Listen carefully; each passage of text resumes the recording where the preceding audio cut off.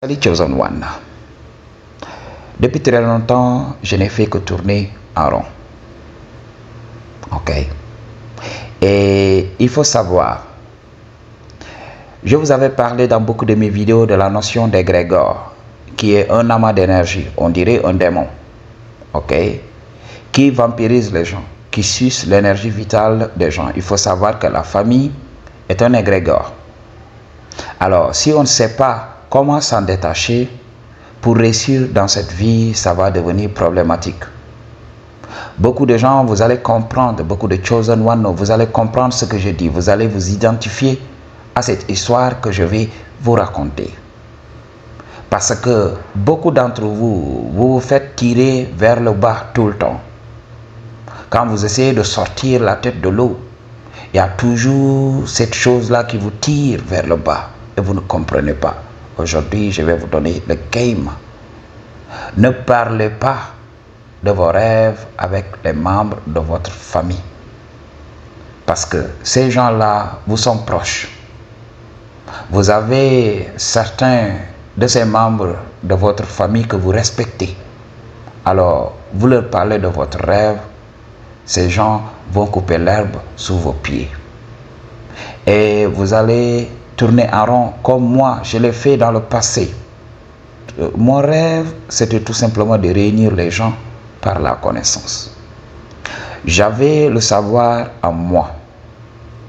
J'étais né avec ce savoir. Je vous avais parlé de ça. La vérité existe en vous. Tout ce que je vous révèle se manifeste en vous des fois comme des ressentis ou bien des réflexes. Vous savez très bien ce que je dis. Donc, je vous ai un peu devancé dans la source, dans la recherche de l'information. Mais tout ce que je vous révèle est en vous. Je suis là pour vous aider à faire ressurgir ce que vous savez déjà. Ok, il y a des gens qui sont éveillés même et qui m'apprennent des choses ici, dans cette chaîne, surtout dans les consultations. Beaucoup de guises voudraient être compris. Ils voudraient tout simplement quelqu'un pour les écouter. Ils ont déjà ressenti, ils ont déjà cogité depuis très longtemps et mis en place une argumentation pour se sortir de ce bourbier-là que la société nous impose. Ok?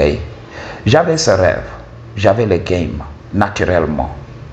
Quand je discutais avec les gens, j'étais tout le temps en avance par rapport aux gens qui m'entouraient.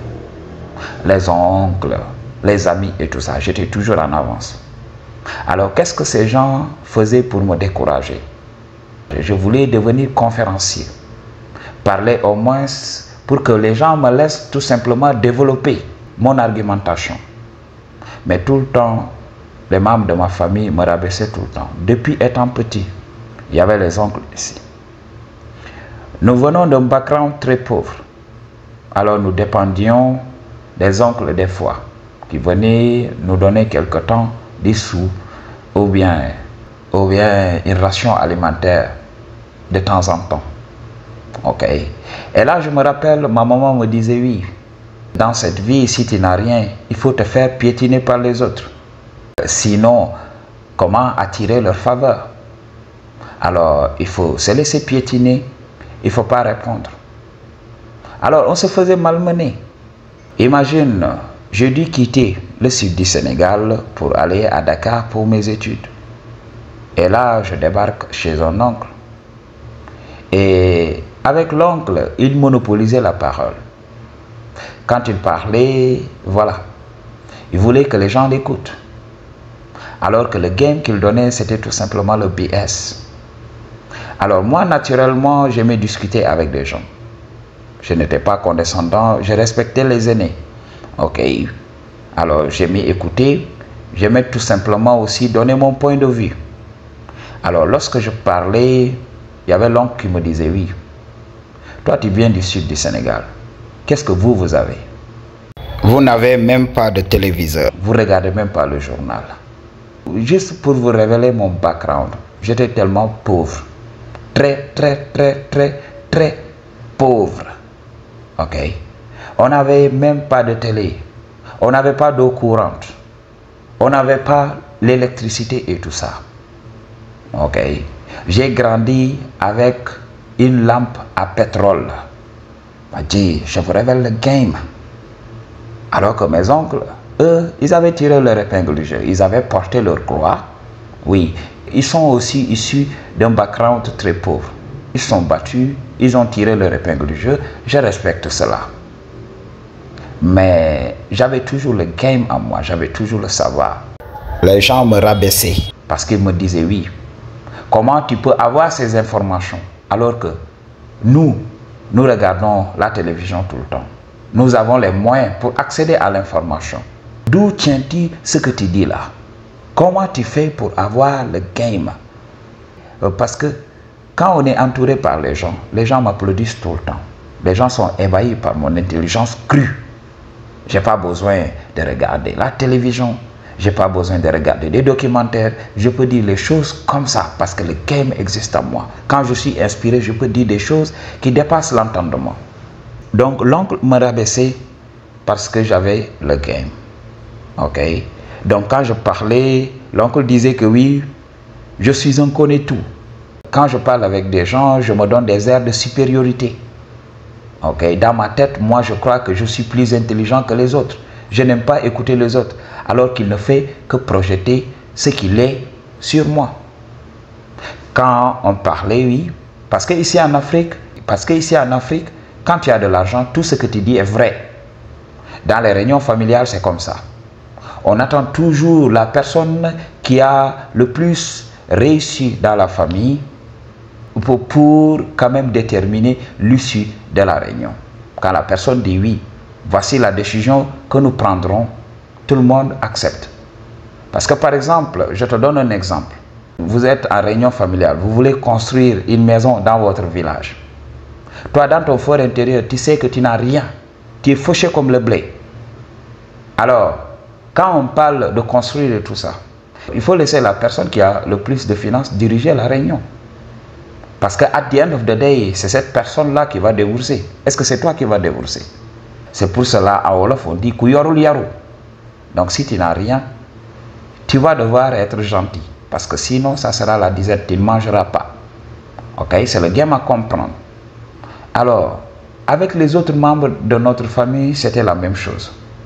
Je me rappelle que ma grand-mère m'avait surnommé « Connais-tout » dans notre langue locale. Moi, je suis Djola. Elle m'avait surnommé « Connais-tout ». Ma grand-mère n'a jamais fait l'école. Ma grand-mère ne connaît rien au game de la vie. Mais tout simplement, elle détestait me voir discuter avec les autres. Je vous parle de tout ça, pourquoi? Parce que c'est une thérapie pour moi. J'en parle et je guéris. Et tout simplement, je vous montre que vous n'êtes pas seul dans ce que vous vivez. Ok? Et là, ma grand-mère aussi avait l'habitude de faire ça, comme son fils. Je précise très bien ma grand-mère maternelle, parce que tout ce BS, des fois, vient de la famille maternelle. Pour la famille paternelle, des fois, il n'y a pas de problème. Ces gens n'ont pas de problème pour t'accepter, parce qu'ils savent que tu viens d'eux. Mais dans ta famille maternelle, ils vont te chanter, oui, ici c'est ta famille, oui, on nous t'aimons et tout ça, alors que c'est faux. Dans leur tête, oui. Si tu es quelqu'un d'accompli, oui, ils vont dire oui. Sa maman, c'était ma soeur. Sa maman, c'était ma cousine et tout ça. Ok. Ces gens-là vont t'accepter quand tu réussis. Mais quand tu ne réussis pas, donc ils vont te dire oui, tu ne viens pas d'ici. On n'est pas de la même famille. On ne porte pas le même nom. Ok. Va chez ton père. Ok. Moi, la source m'a gratifié du savoir. Ok. Je pouvais débattre avec des gens. J'ai gagné tout le temps les débats. Alors, tout au début, c'était très difficile. Pour parler, c'était très difficile. Je me suis découragé. Alors, j'ai commencé à embrasser le rêve de mes parents. Il faut savoir, surtout ici en Afrique, les parents ont des enfants tout simplement pour que ces enfants se chargent de réaliser le rêve non réalisé.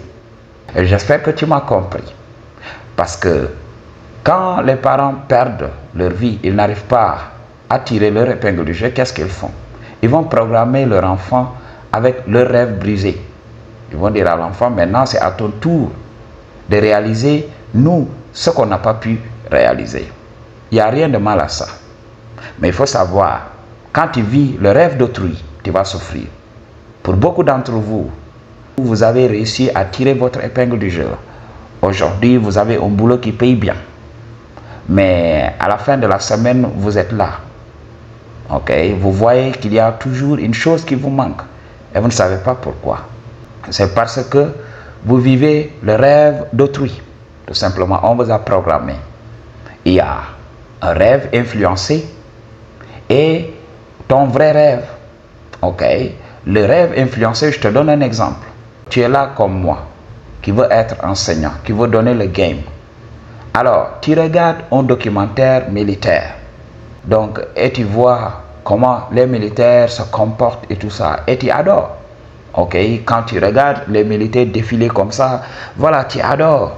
Il y a la fanfare et tout ça. Ok, il y a les éloges. Ok, ce que la matrice a l'habitude de faire, la propagande. Ok, tu vois une vidéo de propagande, surtout ici maintenant dans YouTube. On voit des vidéos de propagande dans l'armée. Ne rêvez pas. Entrez là-bas et vous allez souffrir. Pour vous, chosen ones, pour vous qui aspirez à la liberté, je ne parle pas à tout le monde. Ok? Même moi qui te parle, je suis séduit par ce que je vois. Mais c'est le rôle de la matrice, de te séduire. Ok? De t'égarer de ta mission de vie. Et tu vas entrer là-dedans. Après, tu vas commencer à souffrir. Tu vas devenir comme un esclave. Oui, c'est très bon de s'habiller. Ok? D'avoir son fusil d'assaut. Et de jouer au dur. Mais dans la réalité totale, quand tu regardes ces gens-là, à l'intérieur, ce sont des gens qui sont détruits, déboussolés. C'est le game que je te donne. Alors, beaucoup d'entre vous ont vécu ces rêves-là. Et moi, j'ai vécu en grande partie le rêve de mes parents. Mes parents étaient pauvres. Je ne pouvais pas m'offrir de rêver grand. Moi, je voulais être conférencier. Parler aux gens, donner le game et réussir dans ça. Mais de autre côté, il y avait la pauvreté des parents. Alors, ils m'ont dit, fils, il faut bien travailler à l'école. C'est pour cela. J'ai tellement travaillé à l'école et quand je voulais vivre ma passion et tout ça, qui est les discussions, qui est de déblayer le BS, de mener des enquêtes et tout ça, on me décourageait tout le temps, on me disait, connais tout. Tais-toi et tout ça. Je me suis découragé et je me suis focalisé sur l'école. Et après avoir fait tout ça, je suis entré dans le système. J'ai vu que voilà, ce n'était pas mon rêve. Il fallait que je prenne mon courage à deux mains et que je quitte. C'est comme ça que j'ai quitté. Et les gens m'ont abandonné. Et j'ai commencé à faire ce que la source attendait de moi. Il y a eu beaucoup de gens qui m'ont accusé d'avoir abandonné des gens. Alors que quand j'étais là, en période de vache maigre, il n'y avait personne. Je me suis toujours battu. Il y avait des gens qui m'avaient aidé, oui, ça et là, ils venaient tout simplement me donner des repas et tout ça. Et je vous avais parlé de ça. J'imagine que je mérite tout ce que les gens ont fait pour moi. Parce que je n'ai fait que retourner l'appareil. Je n'ai jamais manqué une occasion d'aider quelqu'un qui est dans le besoin. Ok. Toutes les personnes qui ont une fois été dans le besoin m'ont contacté et j'ai été là pour eux.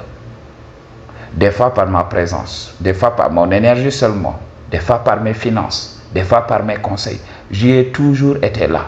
Je n'ai jamais changé d'attitude envers les gens. J'étais toujours la personne qui pardonne rapidement et qui redonne une seconde chance. J'ai toujours été la personne qui se saignait. Alors, pour beaucoup de membres de ma famille qui disaient oui, j'ai fait des trucs pour lui et tout ça, j'étais l'homme à tout faire dans la maison. M'a dit, nous venons d'une zone rurale. Il fallait cultiver et tout ça. Mes cousins ne voulaient pas de ça. Comme leur papa avait tiré leur épingle du jeu, alors ils faisaient tout ce qu'ils voulaient. J'étais le seul à aller cultiver. La récolte, j'étais toujours là-bas. Je faisais la cuisine pour ma grand-mère. Je faisais tout, toutes les tâches, j'étais là. Ok?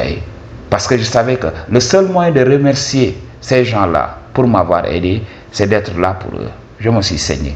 Mais les gens ne te remercient pas pour ça. Non, ils se rappellent des miettes qu'ils t'avaient données. Mais le travail que tu avais fourni pour mériter tout ça, ils oublient tout. C'est pour cela que je dis, je ne dois rien à personne. Ok?